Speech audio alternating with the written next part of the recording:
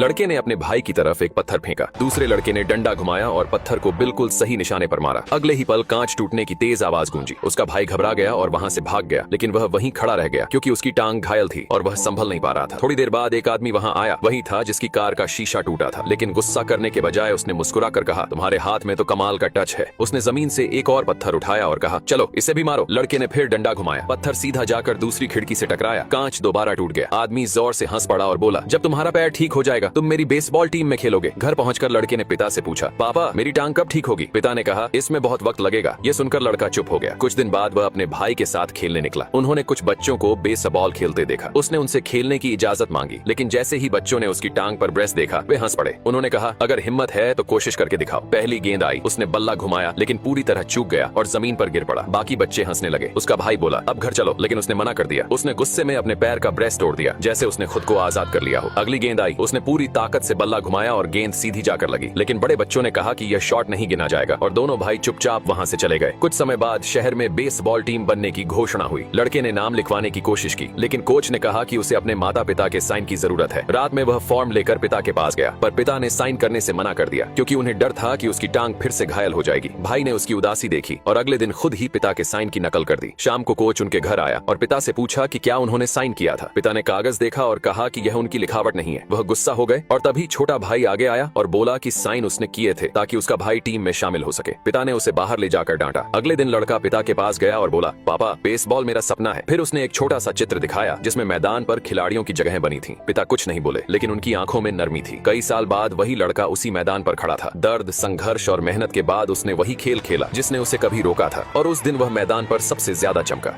ये आदमी एक अच्छा नशेड़ी था जिसने अपने दर्द को अपनी ताकत बना लिया। कुछ महीने पहले तक वह नशे की गिरफ्त में डूबा था, लेकिन जब उसे पता चला कि उसकी गर्लफ्रेंड गर्भवती है तो उसने खुद से वादा किया कि वह बदलेगा। उसने अपनी गर्लफ्रेंड से कहा कि वह जिम्मेदारी उठाएगा, पर उसने मना कर दिया और कहा कि दूर रहो। टूटे दिल के साथ उसने अपना जीवन पूरी तरह बदलने का फैसला किया। वह अकेला एक रिहैबिलिटेशन सेंटर चला गया। वहाँ एक सख्त नियम था, हर व्यक्ति को अपने सिर के सारे बाल मुंडवाने होते थे। रिक अपने लंबे बालों से प्यार करता था, लेकिन नियम से इनकार करने की उसकी हिम्मत नहीं थी। मैनेजर ने कहा, अगर नहीं करना तो चले जाओ, यहाँ किसी को रोका नहीं जाता। उनका यह नियम दरअसल सुरक्षा के लिए था, ताकि कोई खुद को नुकसान न पहुंचाए। वहाँ ऊंची दीवारें या ताले नहीं थे, जो चाहे वह बाहर जा सकता था। लेकिन रिक ने ठान लिया था कि वह अब पीछे नहीं हटेगा। उसने नई शुरुआत की और नीचे से ऊपर तक मेहनत करनी पड़ी। शुरुआती दिन सबसे तकलीफदेह थे, जब शरीर से नशे का असर निकल रहा था। जब भी क्रेविंग बढ़ती उसे लगता उसके शरीर में चींटियां रेंग रही हैं। तब वह अपनी गर्लफ्रेंड की फोटो निकालता और खुद को याद दिलाता कि क्यों लड़ रहा है। उसकी हालत कमजोर थी। रोजाना की ट्रेनिंग उसके लिए बहुत मुश्किल बन गई थी। दौड़ते हुए वह खून की उल्टियां करता, फिर भी नहीं रुकता। ट्रेनर ने कहा, अब घर लौट जाओ, लेकिन रिक ने इनकार कर दिया। उसने टूटे शरीर के साथ खुद को घसीटते हुए भी दौड़ना जारी रखा। उसके विश्वास ने उसकी ताकत को कई गुना बढ़ा दिया। मेहनत जारी रही और दिन रात वह अपने शरीर और जीवन को नया रूप देता गया। एक साल बाद उसकी हालत पूरी तरह सुधर चुकी थी। मैनेजर ने उसकी लगन देकर उसे एक स्विमिंग पूल में नौकरी दिला दी। वहाँ उसे फ्री में तैरने की इजाजत मिली। उसने इस मौके को सीखने के लिए इस्तेमाल किया और खुद को और बेहतर बनाया। उसने एक बेघर आदमी से शराब की बोतल देकर साइकिल ले ली। अब दौड़ना, तैरना और साइकिल चलाना उसकी दिनचर्या बन चुका था। उसका शरीर मजबूत होता चला गया और नशे की लत लगभग खत्म हो गई। उसने ट्रायथलॉन प्रतियोगिता में हिस्सा लिया, जिसमें 700 मीटर तैराकी, 5 किलोमीटर दौड़ और 20 किलोमीटर साइकिलिंग थी। उसने फिनिश लाइन पार की, पर कोई उसका इंतजार नहीं कर रहा था। फिर भी उसे सुकून मिला। उसी दिन खबर आई, उसकी गर्लफ्रेंड अस्पताल में जिंदगी और मौत से जूझ रही है। जब उसने उसे देखा तो उसका दिल पछतावे से भर गया और वह अपनी नन्ही बेटी को भी बस दूर से देख सका। गर्लफ्रेंड के गुजर जाने के बाद उसने अपने दुख को ताकत में बदला और दुनिया की कई प्रतियोगिताओं में जीतते हुए सबको साबित कर दिया कि नशा छोड़कर भी जीवन जीता जा सकता है। अब इसका टारगेट था लोगों से नशे छुड़वाना। आगे की स्टोरी और भी ज्यादा इंटरेस्टिंग है। कमेंट करो, पार्ट 2 वीडियो मिल जाएगी।